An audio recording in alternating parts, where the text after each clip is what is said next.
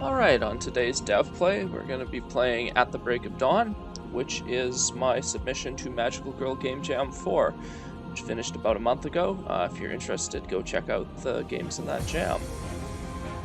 Like my other dev plays, this is going to be kind of a designer's, game creator's perspective. I'm not going to go for any sort of awesome run. That's not really the point here. I'll get back to what I feel about this game in general at the end, but I think it went fairly well. It's one of my...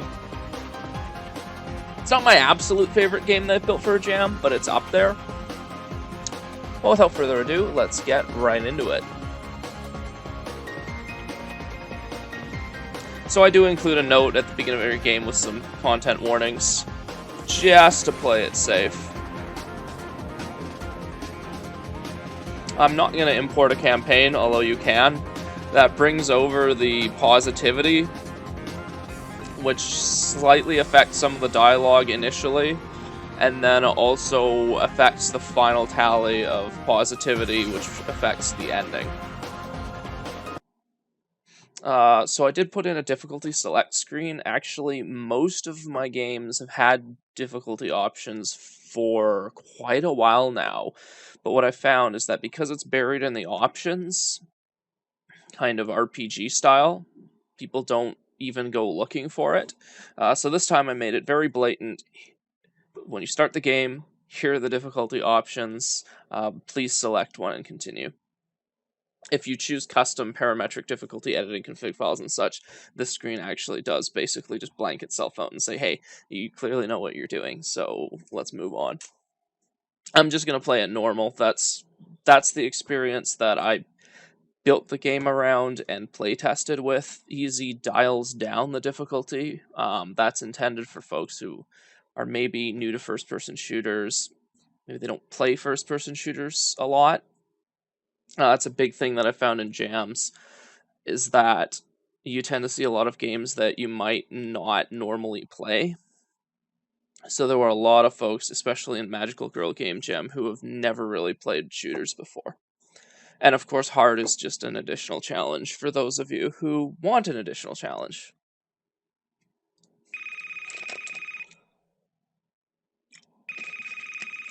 The can is bigger than the phone, and that has bothered me immensely since I drew this. But for the jam, for any jam really, I was pretty much in the mode of, okay, draw it. If it looks at least somewhat presentable, just use it. We'll come back and redo it later if it doesn't work out. We won't come back. I've never come back and redone anything. So basically we introduce the plot. At this point, kind of the story so far. I would hope that people coming to this game have played the previous one, but I found that a lot of people actually haven't, and I do kind of understand it, because that one is really janky. So if you haven't played in the middle of the night, you play as Gina, a new magical girl who just found out she was a magical girl a few months prior to the events of this game, during In the Middle of the Night. This one's set a few months later.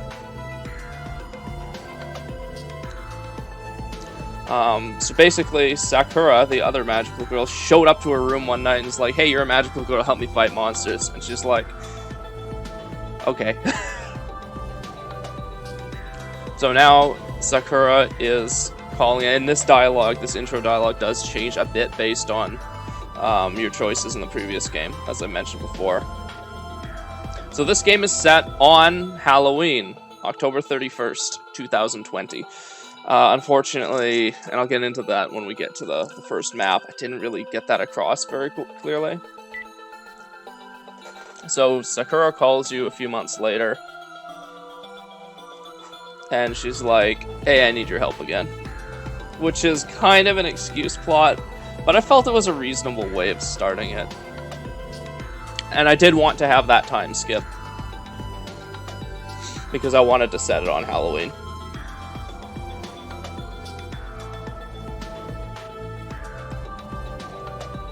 And Lily is not too impressed.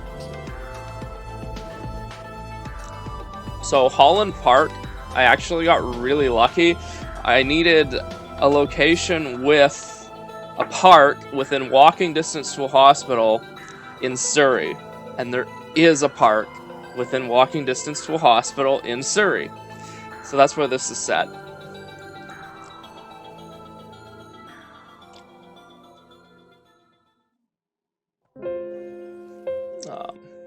No. Yeah, so having a transform sequence is something I wanted to have in the previous game but couldn't get in. I'm pretty happy with what I was able to come up with. I think it's pretty okay for a first-person shooter, and given my art skills. By the way, that's King George Station right there. This isn't that realistic of a map, and I'll talk about the design and stuff later once we take down the shade.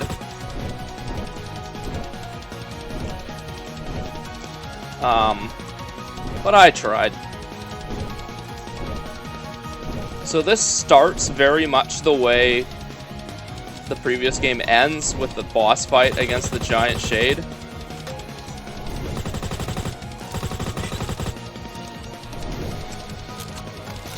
I don't know if that was a deliberate bookends choice, but I do feel it worked very well. Hey, now you've got, it's like now you've got friends, now you're more powerful, so it's not that big a deal. By the way, there was supposed to be a third magical girl, and in fact her object still exists disabled. But I just didn't have time to draw the sprites for her. So Sakura is basically a giant ball of sunshine. Her characterization is more or less based on early season Ruby Rose from Ruby. So Sakura actually introduces Tiff. Tiff went home. That's, again, a very late addition, because there was going to be another magical girl, Tiff, but I didn't have time to draw the sprites. So I just kind of cut her out of the game. So Lily doesn't like Gina because of how she looks. And we'll get into Lily's story a bit later, but basically Lily's current form is not her natural magical girl form. She's basically wasting some of her power to force herself into a form that's perceived as more correct for magical girls. And that's kind of the overarching theme of this game. But I'm going on a bit of a tangent. We'll just pick a middle dialogue option. Again, there's a positivity score that's affected by which dialogue options you choose, and that does affect the ending. And Sakura is, of course, positive with the whole thing. She's just a giant ball of sunshine. She loves everybody. And this is the first name drop of Jane, who was the previous leader of this group of magical girls, and by this point she's dead. Ah, yes, the weird glint. Either way, the interior of this park is nothing like it looks in real life. I'll point out what I tried to do with some of the streets, and there was an attempt to make those look kind of like what they do in real life, but this park is not accurate at all. I didn't even try. Like this bathroom, these bathrooms are not here. By the way, if I can find it. It is a park in Surrey, after all. And around back, we have one of the secrets for the theme achievements. I did a video on the achievements and how to get them, so I'm not going to talk too much about those here. But basically, I threw those in, achievements in general, because I kind of wanted to incentivize players to play again and explore the various paths that have been set out. And also because I've just wanted to try implementing an achievement system for quite a long time now. So yeah, this glint is kind of crappy. This whole sequence, I had a vague idea of what I wanted it to be, pretty much since I finished the previous game in the series, but actually building out the details, not so much. And yes, quick time events. Kind of a late addition. Basically a trial run for Takagi, which is, or at least is planned to have a lot of quick time events. I think they worked out fairly well. And the code isn't completely horrifying, so I can reuse it. Anyway, so there's someone throwing bricks. Sakura's like... And I do wish you could see these guys more clearly, because I use the fog. A lot of fog in a very dark environment in an attempt to hide some of the shittiness of the environment. It makes things hard to see. So yeah, these guys are like skinhead, incel, neo-Nazi, alt-right types.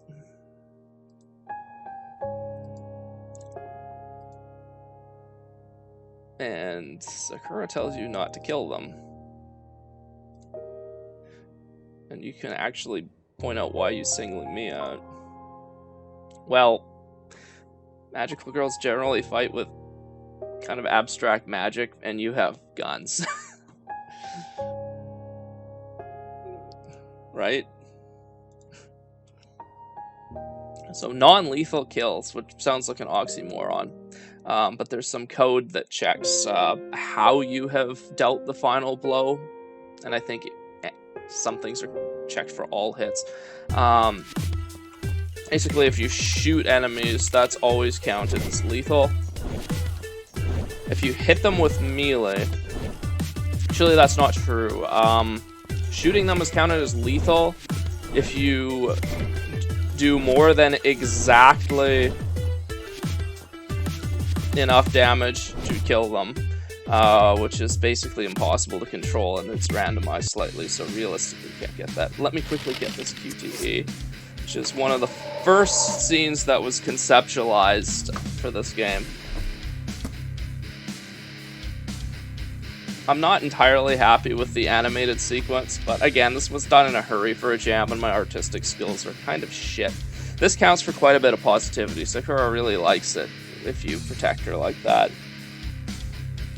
What was I saying? Yes, lethal kills. So that was another kind of late addition. I figured it would be a bit setting breaking if you just murdered everyone, so we should track that and have consequences of some sort for it. So yeah, magic is safe. That's not really a lore thing. Magic can kill in lore, but just to make things not too frustrating for the player, to give them an option that is always safe. And melee, originally there was gonna be a bash, so that's why it's mentioned here. The bash never happened, like a weapons bash or maybe a kick. I never even got to starting to implement that. But you do get a melee weapon later. Melee is deadly if you hit a certain threshold. I think there is some RNG to it. And if you hit them in the head with melee or a bullet, that's like insta-death. Anyway, so that's tracked. It's tallied at the end of the level, which is why you don't get the... I think it's at the end of the level, at least the end of the sequence. So you don't get the achievement for getting a kill until later, not immediately when you kill someone. I really wish there was some indication that you've murdered someone. I had some plans to do a separate death animation, but spriting takes forever, so I didn't do it. I probably should have done it. Anyway, let's continue with this conversation. So one of the wham moments is supposed to be arrows that can punch through their barriers, their magical barriers that normally protect them. And that's even got Sakura kind of off-kilter.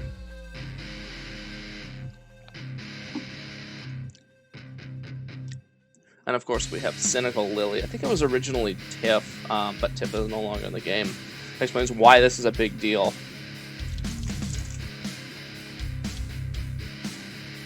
And we do explain why Gina's armor, which is manifested magically, does still protect her. Again, this was one of the first ideas I had for this game, was kind of this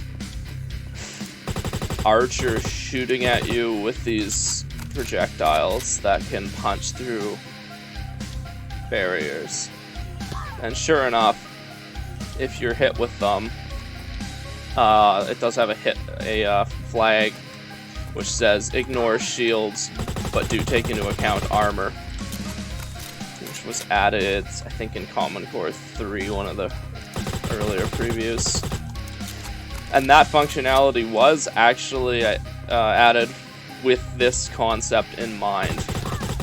Although at that time I hadn't really planned on making this game, so I figured if I ever get to it, it'll be useful.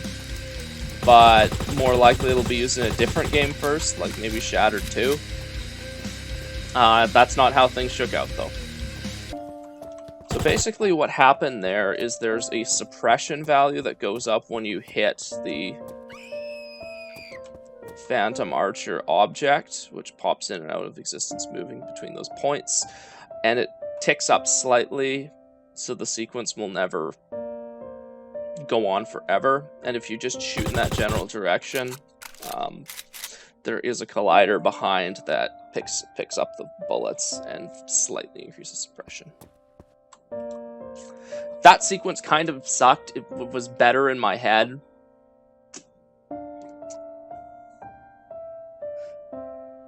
But, it's a jam, right? You kind of gotta... thing with a jam and its time limit is you kind of just gotta roll with it. You come up with an idea, maybe it's not great, but you think it has merit, you try it. If it works, great, that paid off. Sometimes it doesn't work, and you don't really have time, necessarily, to go back and do something else. Anyway, so then an arrow comes out of nowhere, it's scripted to hit Lily. It curves, it's not supposed to curve, that's a bug, I know what's causing it, but I like it, and I don't want to change it. Lily is like, dying. That line still makes me laugh a bit. And the idea of Sakura ripping the arrow out, I'm not sure where that came from, but I think it does add to the game. I do like that, I've added that. That's, by the way, like one of the worst things you can do. That's just going to cause more damage. If someone you know and love gets shot with an arrow, do not rip the arrow out.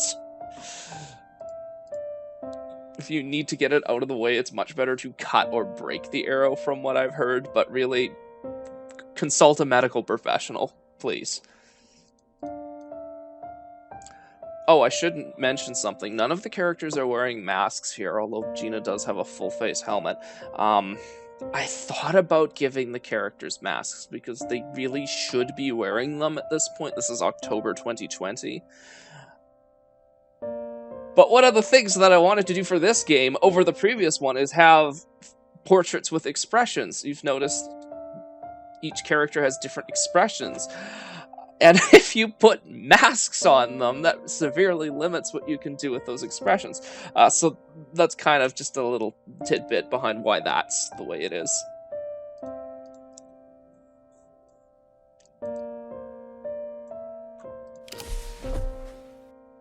And yes, it's meant to be cheesily poetic that Lily hates Gina's Amazonian form, but Gina is big and strong and can carry her easily. In an earlier concept, there was going to be an overheard conversation between Sakura and Lily where they talk about that a bit, but that never made it into the final game for various reasons. So that... Right, I was going to talk about where this does and does not match up with reality. In reality, this road curves. It does not do a 90-degree bend there. There is a mall here, although... And there is a Best Buy on the corner. I think it might be closed now. But they...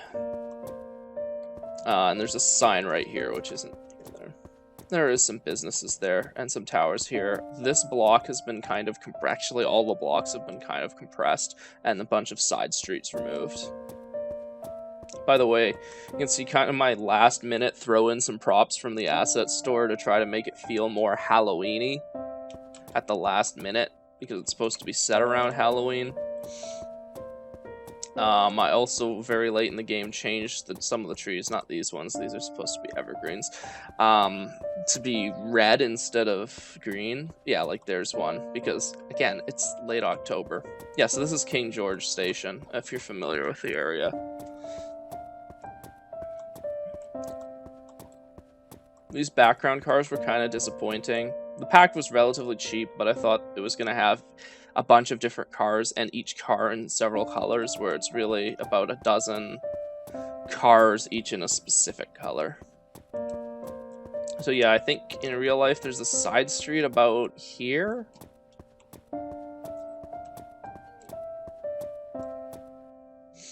By the way, Sakura has waypoints. That's how this is working, and she will not move on to the next waypoint until you're close enough to her. So this is a Petrocan in real life, and across the street is a Tim Hortons. You'll notice that's not what we called it in-game, because that's trademarked. This intersection is pretty close to correct. And then there's like some woods over there, and there's a bunch of subdivisions over here. The background buildings are actually a low poly pack, and they have more polygons than these ones, which are just boxes with faces. I think those ones turned out pretty good. The fog obscures that they're in a very different visual style than the rest of the game. One final note before I drop Lily off at the hospital, and there is a time limit here. I think it's about 6 or 7 minutes. After that, she will die. You don't lose the game, but it does affect the some of the conversations in the epilogue. What was I saying? Oh yeah, this map nearly tanked development of the whole game. I was like, it took me. I was conservative with the estimate of how long it would take. I figured I'd give myself extra time. It still took about twice as long as I thought. It took over a week to get this map built out, all the geometry, the detailing, the lighting, which is really, by the way, the lighting is absolutely performance killing. There's about 200 shadow casting dynamic lights in this scene. Anyway, yeah, I'm like, I probably shouldn't do another night city map, because those are hard to do and take up a lot of time. What do? Another night city map. Not like night city, but city at night. Also, notice I added backgrounds for dialogues this time. I think it can look better than just leaving the background in place. But it doesn't, because the backgrounds I drew look like shit. The park one I kind of like. This one, again, it's jam. You try some things, sometimes they don't work. So yeah, to save time, there's no like cutscene. There's just a sound effect of dropping Lily off at the ER. And the earlier drafts would have had you going in, but in October 2020, they probably wouldn't let you go in anyway. And it is a bit unrealistic that you literally just dump her there with no questions asked. But hey, it's a game. We need some acceptable breaks from reality, especially when we're trying to cram this thing together in like a month for a game jam. So you can actually point out some of these things. Gina has the power of lampshades. Be like, why'd we just dump her?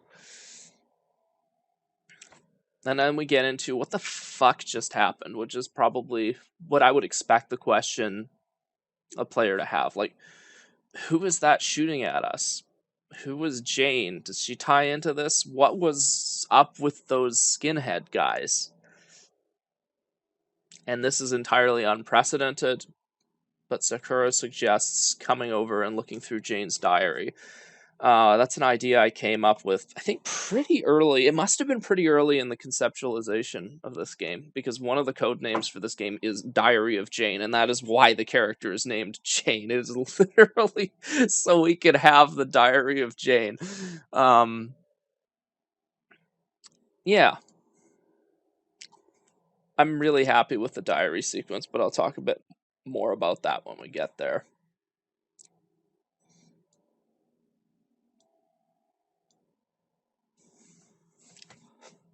This drawing's not great. Reminds me of some of the things I did for The Lost Kingdom, my failed anime. But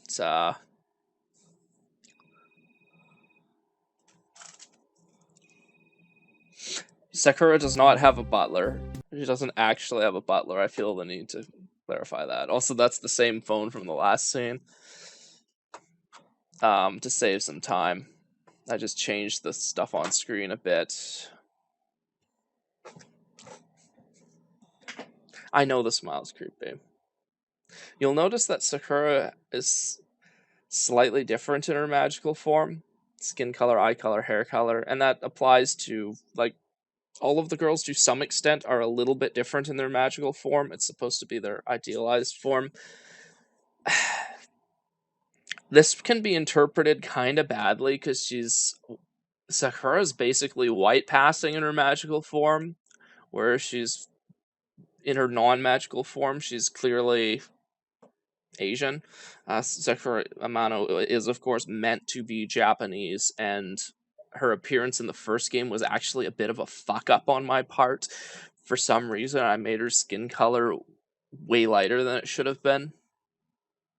Although the whole "you look different in your magical form" was established by that point anyway. It's a little bit questionable that her ideal form is whiter than her than her normal form, and I kind of regret that.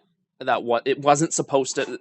What I'm trying to get at is it was not supposed to have that implication, but because of a few mistakes and changes, it kind of does now. Anyway, asking how Lily's doing and being nice about saying you'll get her a card is worth a lot of. I don't think it's worth a huge amount of positivity, but it is worth affinity.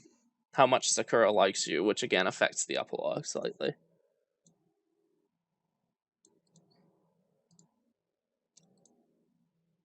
I'm skipping through the dialogue somewhat. There's not a ton to explain here. By the way, I pretty much write this by the seat of my pants. I haven't written a full script for a game since Firefighter VR. For a jam, because the scope is constantly changing, I'm constantly coming up with ideas midway and dropping things. The story's often kind of in flux. It's one of the reasons why voice acting is so impractical for me, because the script as such is being revised basically up to the moment of release. If I had longer to work on a game, if I had a longer term project, which is something I'm trying to avoid, I'd probably write out a full script first. And in fact, I was doing that for Ascension 3. But I don't like long projects anymore. Anyway, you can compliment her on her parents' place, and then let's just get started with that Jane stuff. And the way that is a dialogue loop, and we keep track of which option's been selected. Pretty simple stuff. The dialogue system is kind of lame. People have pointed that out to me. Part of that's because I build it as visual novel-esque while not knowing what the hell a visual novel actually was. Turns out they're a lot fancier than this. It's really, and some of you in the audience are probably screaming at me right now, it's really based on Western RPGs, and in particular Fallout, both the old and new ones, and other Bethesda games, and the Outer Worlds. Just much shittier. He talks about Jane a little. Jane was not perfect. I kind of wanted to. Oh yes, the girl hole joke. You might have missed that. I'm not gonna go back, but Sakura mentions that she keeps the diary in her girl hole, which is analogous to man cave, but that's not where most people's minds are going to be going. And yeah, I threw in a dirty joke. Sorry? I'm not sorry.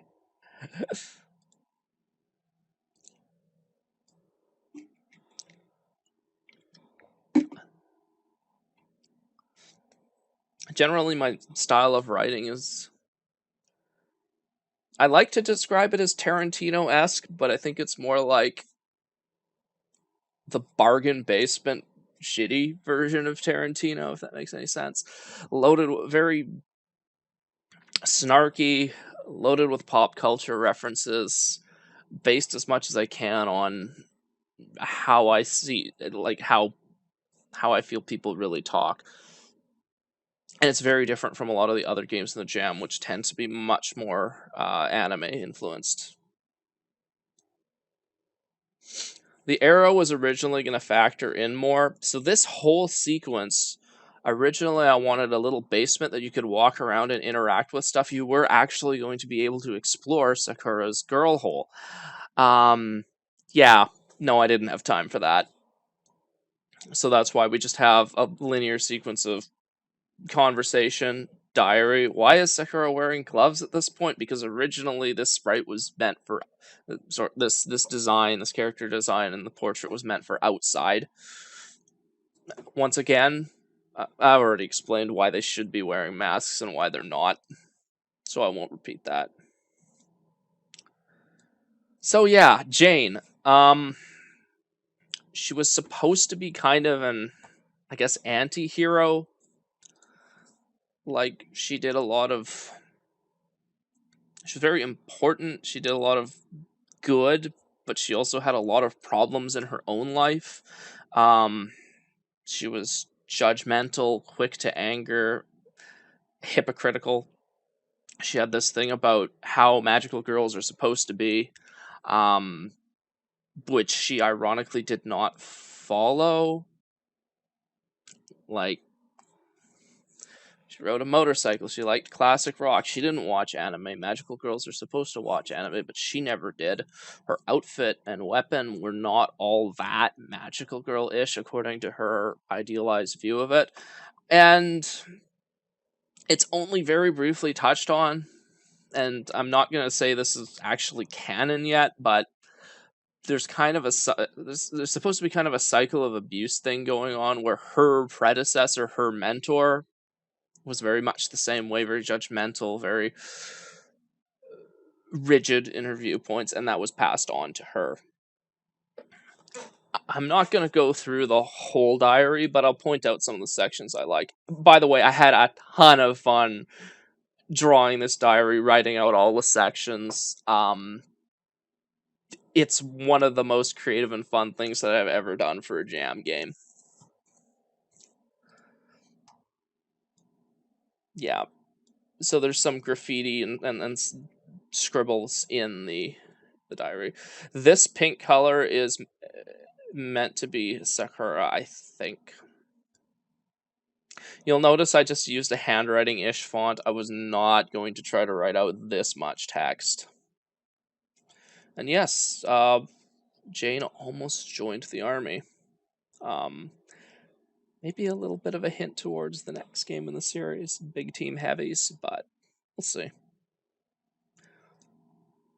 Basically, Lily's natural magical girl form is not proper any more than Gina's is. But Jane basically gave her shit over it, and she used her powers. She's actually more powerful than you'd think, because that's more of a more advanced thing. But she wastes a lot of her energy on it to force herself into this much more proper form. Although she can't quite get rid of one blue streak in her hair, because her natural form is, and her and Gina have a lot in common. And of course, this is a matter of write what you know as much as anything. Actually, somewhere between Lauren Hart's outfit from the I Am the Empire tour with Camelot and the stuff Alyssa Whiteglass wears. I think at one point I even wanted to have them kind of recognize each other and be like, hey, wait, you were the girl dressed up like Alyssa Whiteglass at that Camelot concert. But a magical girl does not listen to metal.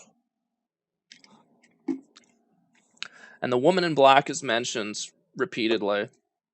And the characters speculate on it.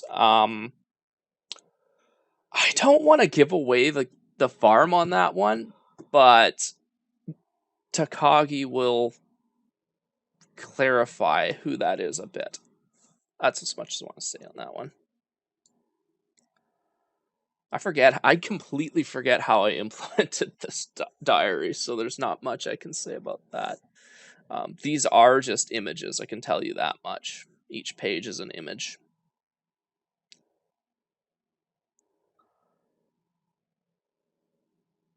Yeah. So Jane's life, not all that great. And then, come New Year, she figures, I'm going to turn this around. And then she has a shitty week almost immediately. Things start going downhill. By the way, you can interact with all of these. I don't love this subtitle based dialogue. And I really should add names to that so you can tell more clearly who is supposed to be talking. That's what the colors are supposed to do, but I don't think it's that clear. Um,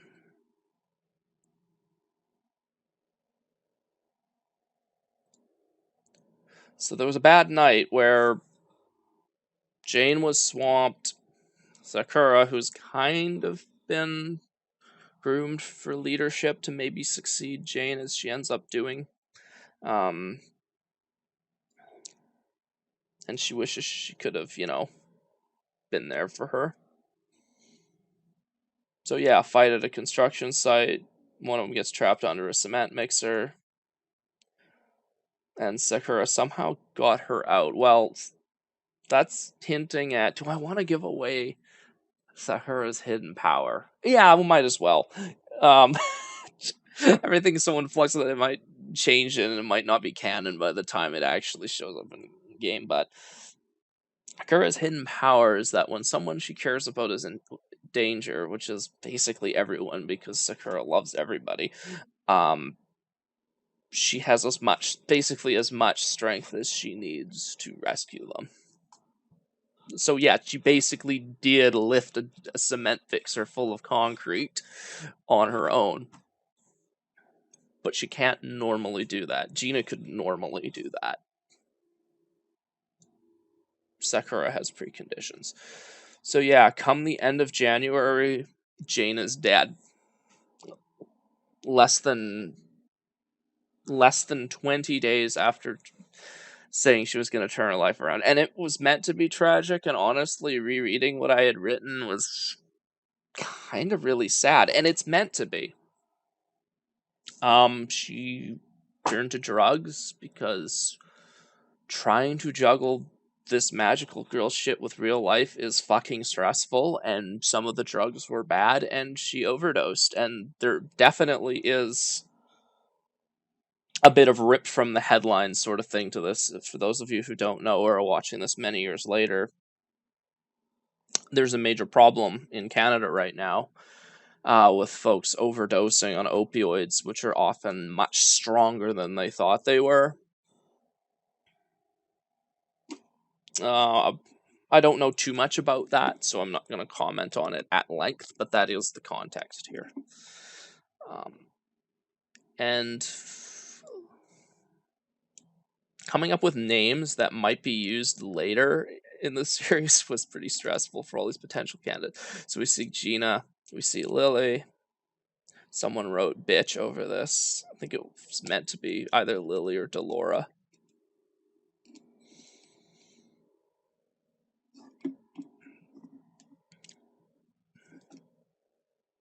And you'll notice there's a dude here. Apologies for the transphobia. Like I said, Jane was judgmental. This is opening the possibility. I would really like to do a trans magical girl in a game. Although I'm not sure if that's really a story I should be telling rather than someone else telling that story. But I wanted to leave the door open at least, so that's why this is here. Also, magical girls are nominally young, but not always. And in fact, Jane was, according to Sakura, in her late 20s. She was actually over 30. And I think that's something we're going to explore in later games. What happens to older magical girls? Why are they typically young? Is there actually a real reason for that? Or is it just because magical girls? I'm playing with a lot of tropes that I don't really know much about, so Anyway, this was a lot of fun to make. Delora's portrait ripped out.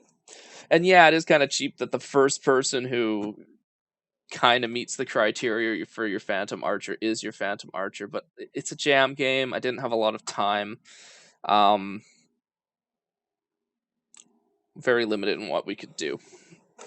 So a longer investigation sequence with some dead ends would be awesome, but I don't think it was ever realistic for me to do in 4 weeks.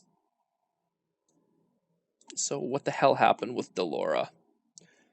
Delora didn't fit in. Delora was...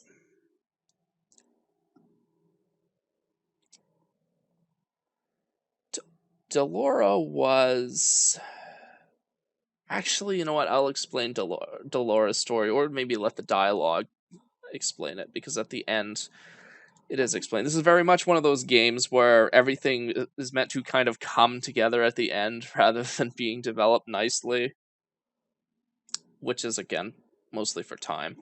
Well, if you think about it, it is 3 acts. 3 distinct acts. So yeah, they speculate on Delora.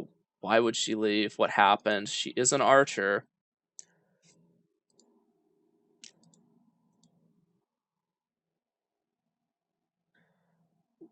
Threats. Elemental. I'll just point out that elemental shades were originally going to be in not this one, not the previous game, the original concept for what was recycled in the previous game, April Rain. The magical girls in space that I hyped up and then realized, holy fuck, this scope is way too big, and then never made it. But originally you were going to have like 4 different elemental attack powers, and you have to use the right one to do the most damage, but I never really liked that. I felt it was too complicated versus what we ended up doing, which is basically the same triangle as Halo. Energy weapons break shields, barriers in this case. Bullets do damage against flesh, shades in this case. Anyway, with that, we will close the diary and continue. The flower farm. That was kind of a late change. Originally, it was going to be an abandoned factory. Like, I think Saw did that.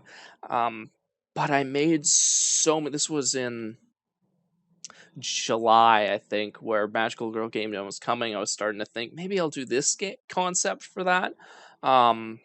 And I was working on Takagi, and I'd made so many industrial maps that I'm like, I don't want to make another fucking industrial map. So changed it to a farm, which I think worked great.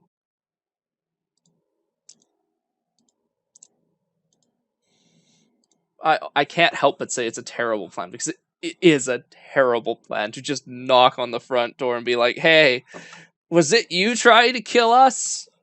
This is very much one of those things where it's like, I couldn't figure out a better way to do it with the time I had, so let's just throw a lantern on it, continue. So technically the whole, once I wanted to have the whole game set on the night of Halloween, so the first sequence would be the Attack of the Park Halloween night, and then you go to Sakura's house, check out the diary still during that night, and then at the break of dawn in the morning, you go to at the time it would have been the factory for the final showdown with the villain, who was not yet named Delora. It's just much more realistic to space it out. No one's gonna do this shit in the middle of the night.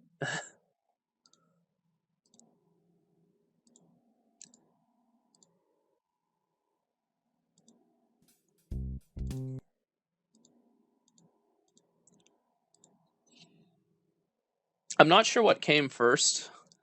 The arrows that punch through barriers, thus necessitating armor, or putting Sakura in armor because I like that much more than her weird dress thing.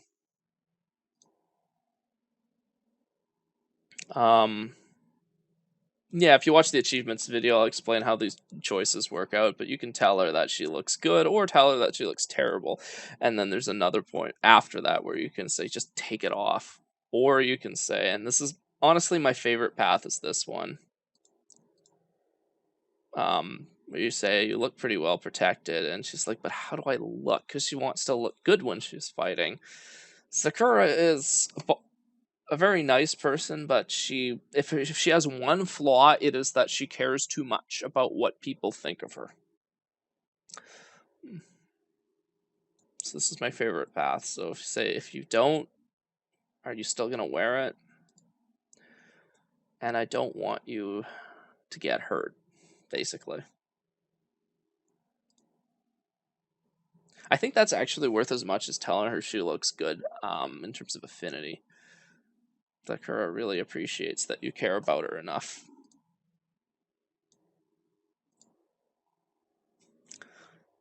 This establishing shot was added very late in development. I like the idea of it, but I think honestly, I feel it doesn't fit well with the overall style of the game.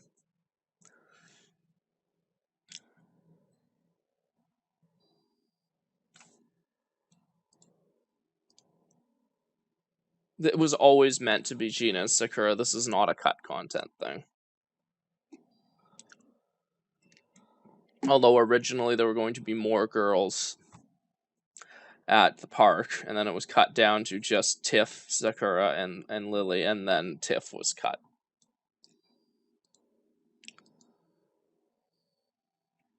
By the way, the dialogues themselves do not specify which. They specify which expression, but not which variant of the portrait. Like, you'll notice Gina's in her armor here. I think Gina's in her armor everywhere but the diary, where she's in her normal form and not in her armor. That is done after the fact by a script that runs when the dialogue frame is presented. So I click this, it looks up in the game state which flags are set, and then determines use the armored variant.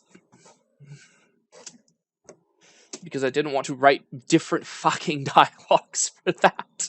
That would suck. And this, I tend to not do this because I'm lazy and it's somewhat awkward to do, but this sequence has basically completely different dialogue based on whether you're armored, and I think a few affinity things.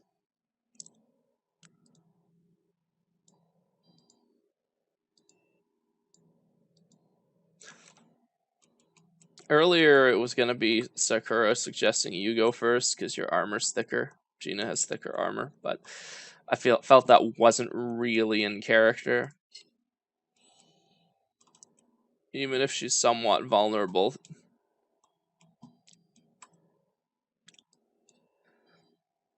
Oh yeah, that sequence came about after I decided I want a sledgehammer, which by the way is referred to as gravity hammer in the code. Hey, technically every hammer is a gravity hammer if you think about it.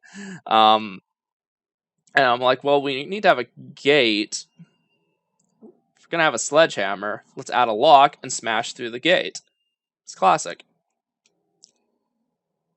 The way, one of the things I'm least happy about with this game is the dearth of combat sections, and when there are combat sections, they're really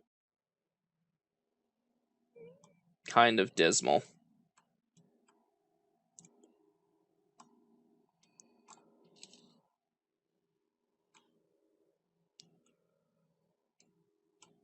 The idea of having some kind of magic disruptor that prevents you from using your barriers was something that came up very early, pretty much immediately after I decided I want to have the arrows scene. Well, let's do a whole sequence where you're vulnerable, and especially where Sakura is vulnerable. And then I figure I'll also limit your weapons. Unfortunately,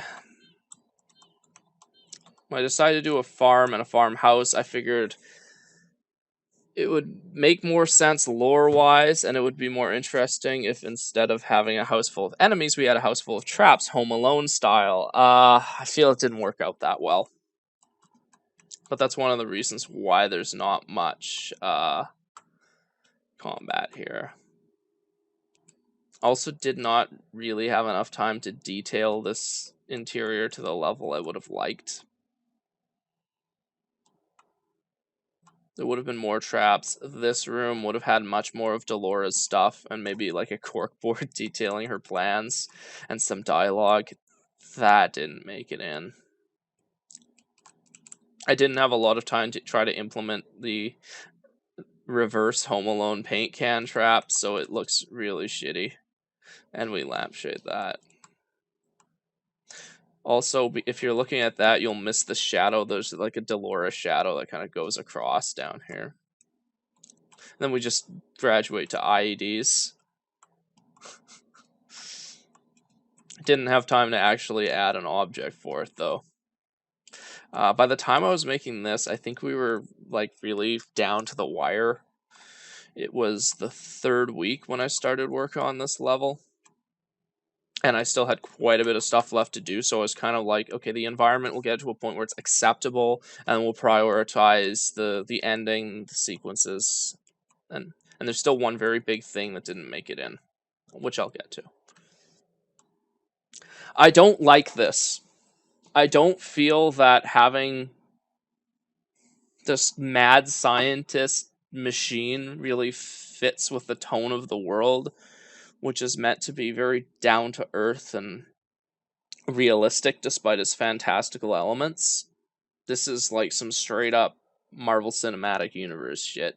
But once again, I couldn't think of a better way to do it, especially in the time I had. Maybe with more time, I could have come up with something better that probably would have taken more time to design and put in the game. But for now, you get a machine that you get to smash up with these mysterious crystals that disrupt magic somehow. Look, maybe we'll explore it later in the series. And also, I don't know if I mentioned this, but a lot of this is going to seem very derivative of one of Shibby Face's games. But this was conceptualized first. I came up with a lot of the key elements, including what's about to happen. Very early on, pretty much immediately after I did In the Middle of the Night, I started thinking of what the sequel was going to be. Because that game did so badly, I was in the jam, I was kind of dispirited, and I didn't do the sequel then. And over the next year or so, the ideas changed a bit. They morphed. Some new things came in, like the farmhouse, but a lot of the key bits were already there, like the arrows, the magic disrupting. And this sequence where Sakura gets shot. If she is not wearing her armor, she dies there because taking, I want to say buckshot, but realistically number 4 birdshot. I was actually like looking up the relative penetration and lethality of different shotgun rounds, trying to figure out what would be realistic for her to be hit with that would immediately kill her, pretty much, if she was unprotected. But if she had some protection that wasn't really a proper ballistic, like it's not proper ballistic protection, it's basically a knight's armor but lighter, would be survivable with injuries. And the best answers were either number 4 birdshot or number 4, number 8 buck. So double aught buck would probably just cave her chest plate in and kill her, whereas birdshot would not be, lighter birdshot would not be immediately lethal even if she wasn't armored.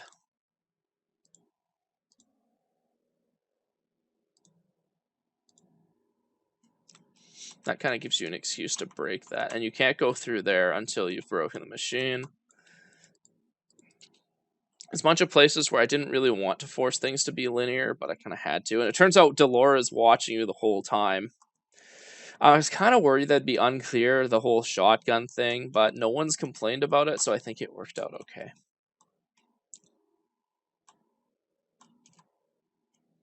I'm pretty happy with how this environment down here turned out. I just don't feel it fits the verse very well. You can go out here. It's not... Oh, I never removed that Easter egg. Consider that an Easter egg. It's not clear why that was blocked before. The idea is that basically this was in the way. I think maybe it would have been better if I'd forced you to push it out of the way, but then the problem is the ladder to the roof is over here. So if you don't push this out of the way, you go up to the roof, you fall off the roof, then you have to figure out, then you have to go through the whole house again to get back here, which is not something I wanted to force players to do. That's why this door exists, so you have a quick way. And Delora's shadow, and why doesn't she just keep shooting at you? Because I ran out of time. Originally, she was going to stand up here and shoot at you as you try to make your way up here. Of course, because you've destroyed the machine, your barriers are back up. You get the ending. Unfortunately, I had to cut down a lot of the ending. So, I wanted to have a boss fight. I really, really wanted to have a boss fight, and that would have been an option for the good ending or the bad ending. But it was the end of the third week. I still had a pretty long list of miscellaneous stuff to do. I think even the epilogue hadn't been done there. And the design of the boss fight, there's no sprites for Delora, and the design of the boss fight was at the stage of, okay, I want to have a boss fight with a Phantom Archer. How do I make that fun and interesting? There was just no way it was going to make it in. So you get a bit of an anticlimactic ending. And there was going to be more wordplay and some options to kill Delora midway, even in the good ending, depending on your positivity. But again, by the time I was at that point of implementing that, I was down to the wire. I had a bunch of other stuff to do. It just wasn't going to make it in, and that's too bad. I kind of wish a lot of it had made it in.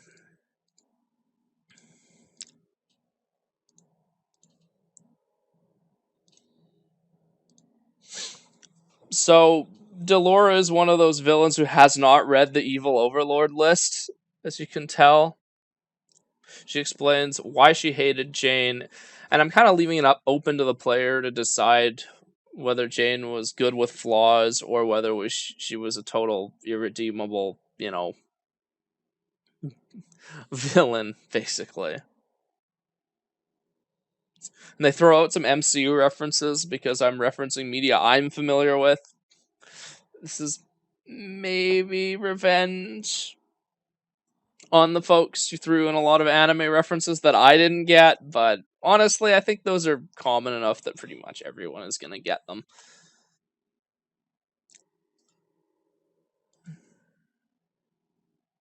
Delora originally wanted to kill Jane.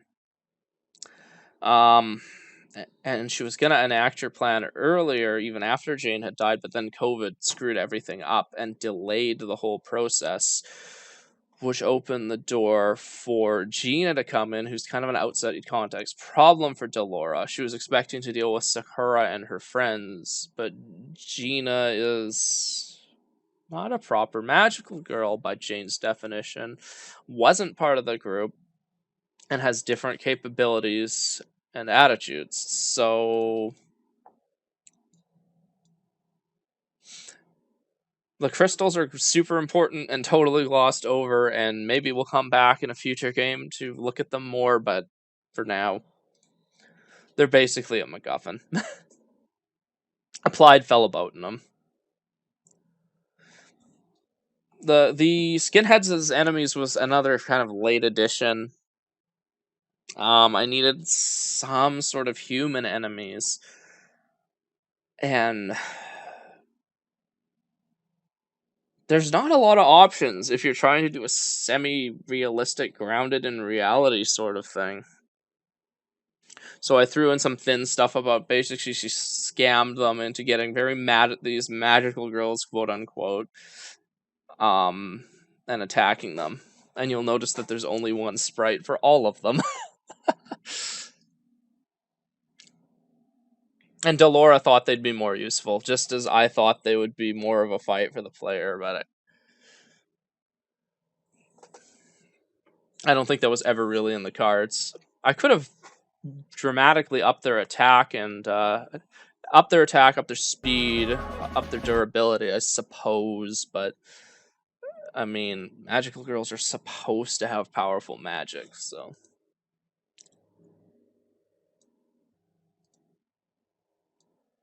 Line from Firefly. This is 100% like this, so I could use the same one no matter what Sakura's outfit is, because her gloves are basically the same. Whereas I would have had to draw two different versions of this if I showed more of Sakura.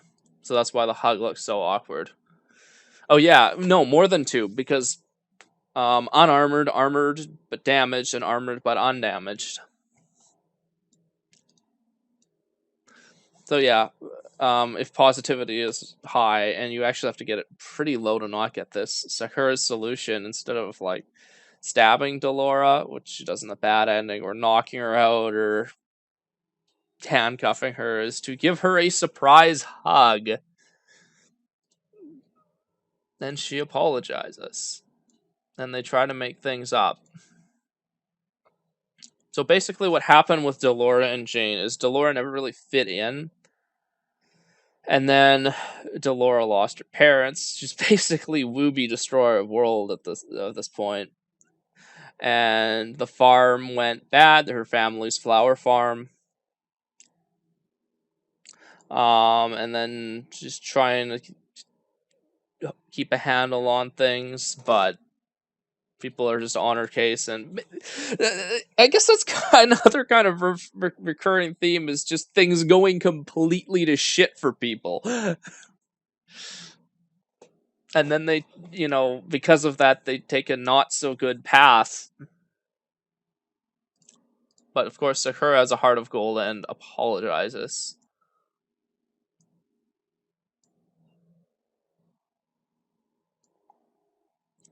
This is 100% a callback to earlier.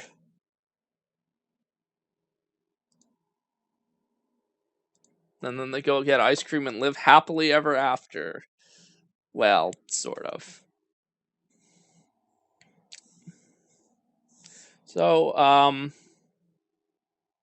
so how do I feel about this game? I'm pretty happy with it. It's not the favorite game that I've made for Jam, but it's up there. In terms of improving upon its predecessor as a sequel, I think I did a pretty good job. Almost everything that I wasn't happy with in the first game and in the middle of the night, I've improved upon. The writing's a little better. The pacing's much better. Storytelling's a little better. The characters have more variety in their portraits. The combat is smoothed out a little, and we have some more gameplay elements, but there isn't enough combat. And I realized that midway through the jam, and I was like, there's not much I can do about it at this point. I'm just going to accept it. Takagi will focus on more combat. This one will be, well, it is what it is. But I think that's probably the thing I feel is the biggest failing. The thing I wish I had done better is more combat. Better, more interesting, more varied combat, and actually having the boss fight and a few more ending permutations. But given the time limit, given that I was kind of busy for a lot of this, I think I did pretty well. They're sitting apart because it's still COVID times. And they are stuck more or less in their magical girl forms because Gina destroyed the machine with it run and did not safely remove hardware. That's another element that was planned from the very, very beginning. And I don't know why I did that. I think it started off with just, I wanted to have a 6'6" ultra strong giant woman as a main character. But then I realized, we could actually do some interesting stories with this. And I'm not sure how much we'll really deal with this in Takagi, but I think in a hypothetical third game in Sucker Punch 3 or Big Team Heavies or an interquel, But we could do something with that.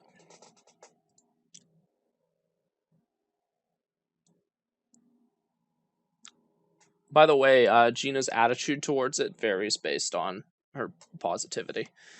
So if you were very negative throughout the game, she complains about it. If you were very positive, she pretty much accepts it wholeheartedly.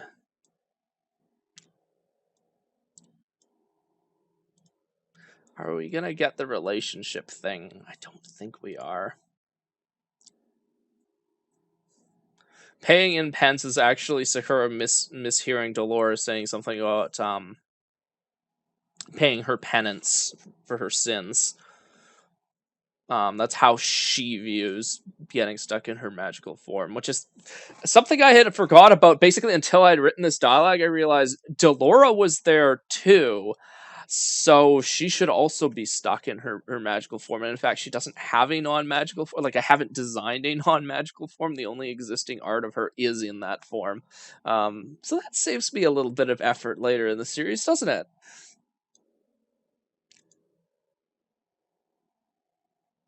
Again, this game is I think I've implied this, but I haven't stated it. This game is really important to the series as a whole in terms of setting up a lot of what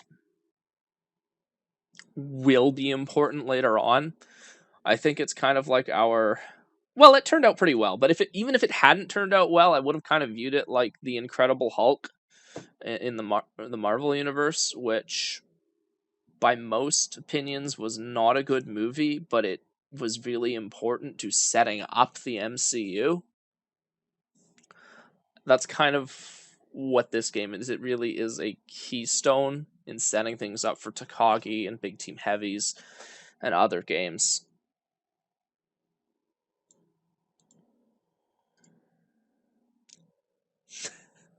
I forgot about this line.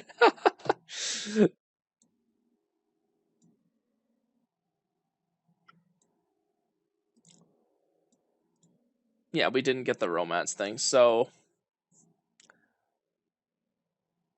if you get Sakura's affinity high enough, she will you're not, Gina and Sakura are not together by that point, but they kind of hint towards it at the end. I originally wanted to actually have them kiss at the end, if that was the case. But with my art skills, I didn't think I could pull that off, especially since I think I had about 4 days left until I thought I had to submit. Turns out the submission deadline was about 2 days later than I thought it was, which actually gave me some time to do some last minute fixes that I didn't think I'd have time to do. So yeah, that is At the Break of Dawn. I think I've covered pretty much everything I wanted to talk about. We've run through the game. Oh yeah, one last thing. I actually prefer the bad ending. The good ending is, it's feel good, but it's a little sappy, and you don't get what I think is one of my favorite bits of animation that I've done. Which is, the bad ending is spoilers. This whole video is spoilers, but the bad ending is Sakura is dead, and the really bad ending is Gina just straight up murders Delora without any conversation. But yeah, so that was At the Break of Dawn, my entry to Magical Girl Game Jam 4. I hope you enjoyed this video. I tried to give a little bit of my perspective on why the game is the way it is, why I developed certain things the way I did. I will see you next time.